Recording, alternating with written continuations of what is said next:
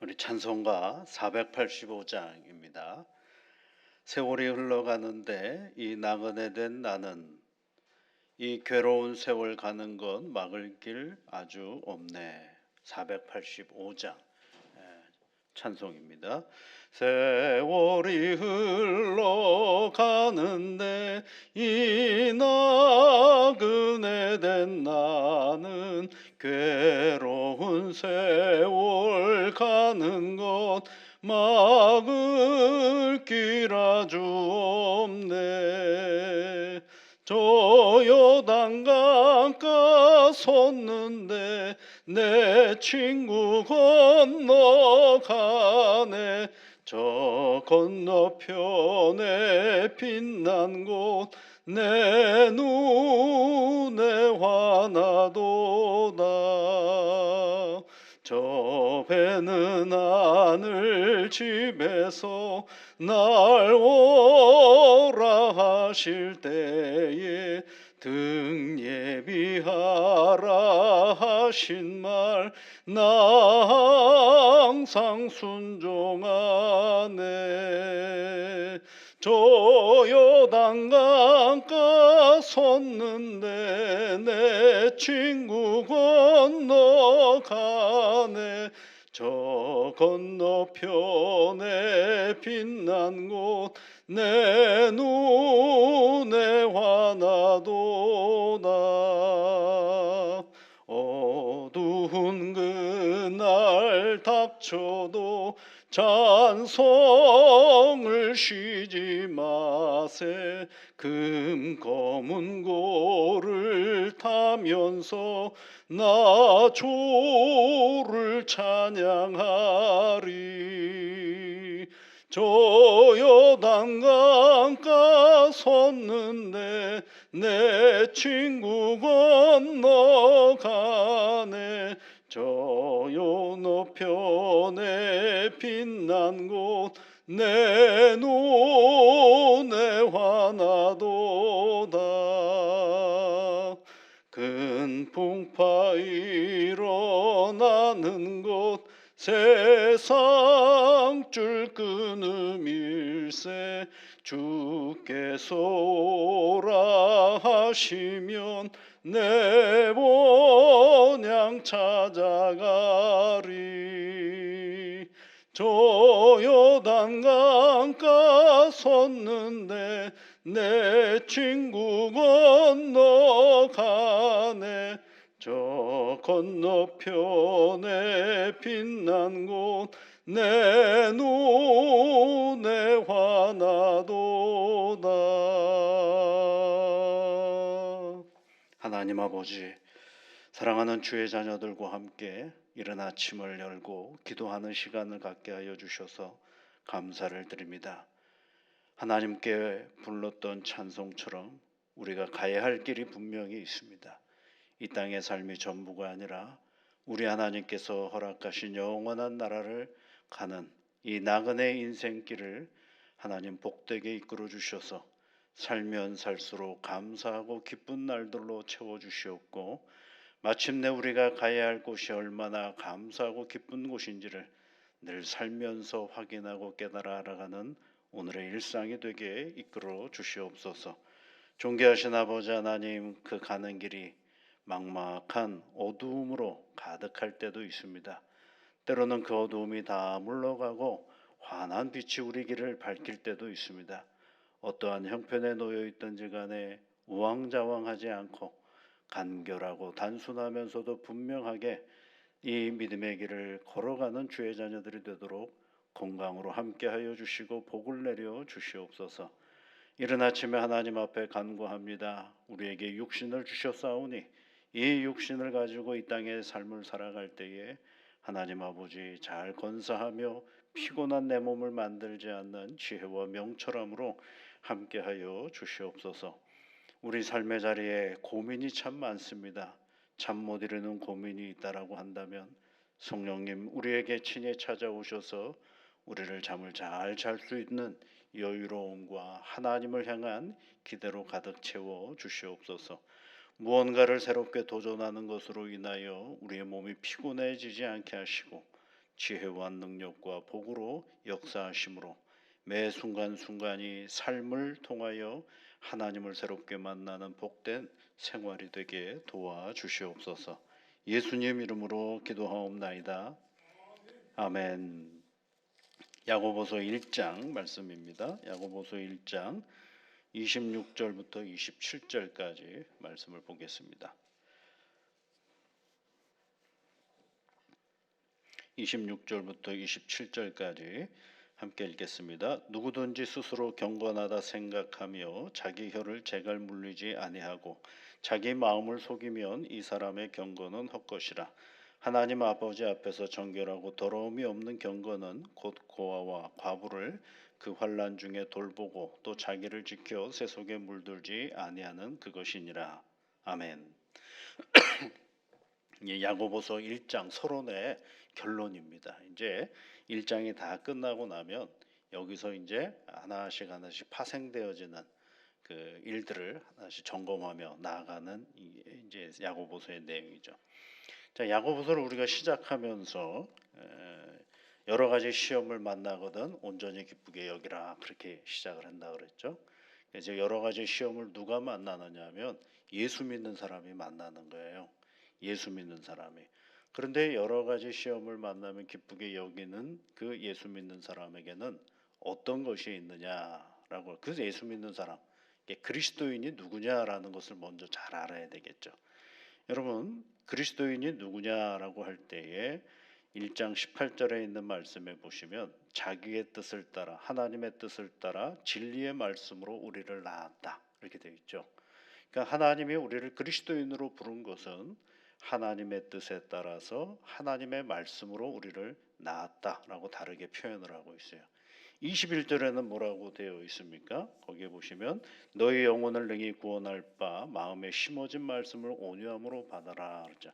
너희 영혼을 능히 구원할 바 마음에 심어진 말씀 이렇게 되어 있죠. 그러니까 그리스도인이 누구예요? 하나님의 뜻대로 진리의 말씀으로 하나님 입장에서는 우리를 낳았는데 우리 입장에서 보면 우리 안에 뭐가 심겨진 존재라냐면 하나님의 그 구원의 말씀이 우리 마음 가운데 심겨져 있다라는 것입니다. 그러니까 이게 주어가 달라요. 하나님의 입장에서는 우리를 당신의 뜻대로 진리의 말씀으로 우리를 낳았고 우리의 입장에서 보면 우리 안에는 그 진리의 말씀이 있으니까 뭐가 되는 거예요? 우리 마음에 심겨진 말씀으로 그 말씀은 영원한 우리를 구원하는 하나님의 말씀이 우리 안에 심겨져 있다라는 것이 이제 야고보 사도가 얘기하는 그리스도인입니다. 그것을 이제 어제는 25절 말씀에 또 뭐라고 그랬느냐면 거기 25절 자유롭게 하는 온전한 율법을 들여다보고 있는 자들이다 이렇게 얘기를 하고 있죠. 요 세 가지 표현이 조금씩 다르지만 결국은 누구를 향하고 있느냐면 예수님을 향하고 있는 것입니다. 그러니까 이 그리스도인이 누구예요? 예수님을 믿고 따라가는 사람입니다. 우리 안에 그리스도가 계신다, 우리 안에 성령이 계신다라는 사실을 확인하는 사람들이 바로 그리스도인입니다. 그러면 이제 야고보 사도가 그 이 서론의 결론 부분에서 뭐라고 얘기하느냐면 그리스도인이에요 우리가. 그러면 우리가 이 그리스도인에서 그리스도인으로 세상을 사는 태도가 뭐냐 그 얘기를 얘기해 주고 있는 거예요. 여러분 그리스도인이라고 세상을 안 사나요? 오늘도 여러분 세상을 살지 않습니까? 문제도 해결해 가고 안 믿는 사람하고도 만나고 예기치 않는 일도 경험하게 되고 이런 다 세상을 우리가 살아가잖아요. 그러니까 예수를 그리스도로 고백하는 우리가 세상과 세상을 살아갈 때 안 믿는 사람과 똑같이 살아간다면 예수를 믿는 건 아무 의미가 없지 않겠어요? 그러니까 야고보 사도는 우리가 이런 사람들인데 이런 사람들은 세상을 어떻게 살아가야 되는가? 그러니까 그리스도인으로서 우리가 세상을 살아갈 때 누가 드러나야 되는 거예요? 예수님이 드러나야 되지 않겠어요? 예수님을 본 사람이 없으니까 야, 저 사람 예수 믿는 사람이지라고 할 수 있는 무언가가 있어야 되는데 그 무언가가 뭐냐? 이제 27절부터 26절부터 27절까지 말씀을 하고 있는데 그것을 표현을 뭘로 했느냐면 경건이라는 말로 표현을 했어요. 그러니까 예수를 그리스도인 예수를 믿고 세상을 살아가는 사람이 드러내는 삶의 태도를 뭐라고 표현을 했냐면 경건이라고 얘기를 했다는 것입니다. 이 경건이라는 단어는 어떤 뜻을 가지냐면 그 종교가 원하는 전통적인 행위들을 얘기하는 것을 얘기하는 거예요. 그 사람 기독교의 경건 그러면 기독교만이 가지고 있는 어떤 행위, 불교가 경건하다라고 할 때 보면 불교만이 가지고 있는 어떤 행위와 태도, 그 생각을 얘기할 수가 있는 거죠. 그러면 야고보 사도가 세상을 살아가는 그리스도인들이 보여주어야 할 태도, 그 경건은 뭐냐라고 할 때 세 가지를 얘기를 하고 있어요. 우리는 기본적으로 교회를 다니면 교회 다니는 사람의 경건의 태도는 뭐라고 볼 수가 있겠어요? 예배를 잘 드리는 거, 그렇죠? 성경 말씀을 읽는 거, 봉사 열심히 하는 거, 그리고 또 뭐가 있을까요? 내가 받은 은혜를 가지고 하나님 앞에 헌금을 잘 드리는 거. 이런 걸 가지고 객관적인 경건의 표시라고 얘기를 하지 않습니까? 근데 야고보는 그런 얘기를 하지 않고 어떤 거를 얘기를 주로 하느냐 하면 그 사람의 속에 대한 얘기를 하고 있는 거예요. 겉으로 드러난 어떤 행위를 얘기하는 게 아니라 그 사람이 가지고 있는 속을 얘기를 하는 거죠. 그 첫 번째가 뭐냐면 여러분 26절에 있는 말씀에 보면 자기 혀를 제갈 물리지 아니하고 자기 마음대로 자기 마음을 속이면 이 사람은 경건은 헛된 것이다라고 되어 있죠. 그러니까 누구든지 스스로 경건하다 생각하며 자기 혀를 제갈 물리지 아니하고, 그 얘기는 뭐예요? 스스로 경건하다라고 생각하는 사람은 자기 혀를 어떻게 하라는 거야? 제갈을 물리라는 거죠. 제갈이 뭡니까 여러분? 말에 입에다가 갖다 물리는 하나의 무슨 물체를 얘기하죠. 그래서 왼쪽으로 잡아당기면 말이 입이 왼쪽으로 돌아가고 오른쪽으로 잡아당기면 오른쪽으로 가는 거. 소에게 왼쪽으로 가라 그러면 왼쪽으로 가고, 그리고 잡아당기면 쓰기도 하고 하는 것들이죠. 그러니까 누가 이 말에 내 말에 재갈을 물린가? 이 말은 홀수를 얘기하는 게 아니고 워드를 얘기하는 거지. 우리 그 입으로 나오는 말을 얘기하는 거죠. 그러면 이 말을 누가 재갈을 물리는 거예요? 하나님이 재갈을 물려주나요? 아니에요. 여러분 스스로가 재갈을 물리는 겁니다. 근데 그 재갈을 물릴 수 있는 힘은 어디서 나오느냐면 진리의 말씀으로 우리가 나음을 받았고 우리 안에 심겨진 말씀이 있으니까 우리의 말에 재갈을 물려야 한다라는 것을 얘기해 주고 있는 것입니다. 그래서 이 진리의 말씀을 낳았고 그래서 우리 마음에 말씀에 심겨졌다라고 하니까 이 경건은 뭐예요? 내 언어를 잘 재갈 물리는 것들이 굉장히 중요하다라는 것을 말씀해 주고 있는 것이죠.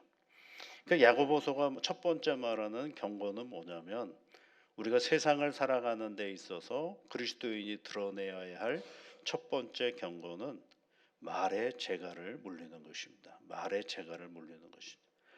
그러면 말의 재갈을 물린다라는 얘기는 뭐냐면 해야 될 말과 안 해야 될 말을 잘 구별한다 이렇게 얘기할 수도 있겠고, 그 다음에 말의 재갈을 물린다라는 말은 우리 안에서 나오는 것들이 있어요. 여러분 예수님께서 마가복음에서 그런 얘기, 우리 안에서 나오는 것들이 나오는 입으로 들어가는 것이 더러운 것이 아니라 입에서 나오는 것이 더럽다 그랬거든요. 엄청나게 많은 더러운 것들이 있죠. 그게 나와야 됩니까? 안 나와야 됩니까? 안 나와야죠. 그러면 그것이 안 나오려면 뭘 해야 되느냐 하면 어떤 언어가 나와야 되느냐 하면 하나님이 원하시는 언어들이 나와야 되는 것입니다. 그게 말을 재갈을 물린다라는 거예요. 말을 안 하는 것이 아니라 내 말 속에 누가 드러나야 되느냐 하면 하나님이 드러나야 된다라는 것입니다. 그러면 하나님은 어떤 말을 하셨을까? 한번 잘 생각해 보십시오. 하나님은 어떤 말들을 하셨을까? 죽을 죄인을 환대하는 언어들이 하나님의 언어입니다. 환대하는 거예요. 열렬하게 그 사람을 환영하는 언어들을 만들어가는 것이 뭐예요? 그것이 말에 재갈을 물리는 것입니다. 우리는 자꾸 말에 재갈을 물린다 그러면 말을 안 하는 거라고 생각을 하는데 여러분 우리 말 안 하고 살 수는 없어요. 얼마나 그 본 사실에 대하여 말할 것이 많았으면은 산속에 가서 임금님의 귀는 당나귀 귀라고 말을 하지 않습니까? 구덩이 파고 말을 안 할 수가 없어요. 그런데 중요한 것은 어떤 말을 하느냐가 굉장히 중요하지 않겠어요? 근데 그 어떤 말은 뭐냐면 우리가 예수를 믿는 우리 안에 진리의 말씀이 있고 마음에 심겨진 말씀이 있으니 그 말씀에 근거한 언어가 나오는 것이죠. 근데 그 내 안에 계시는 하나님은 어떤 말씀을 하셨느냐?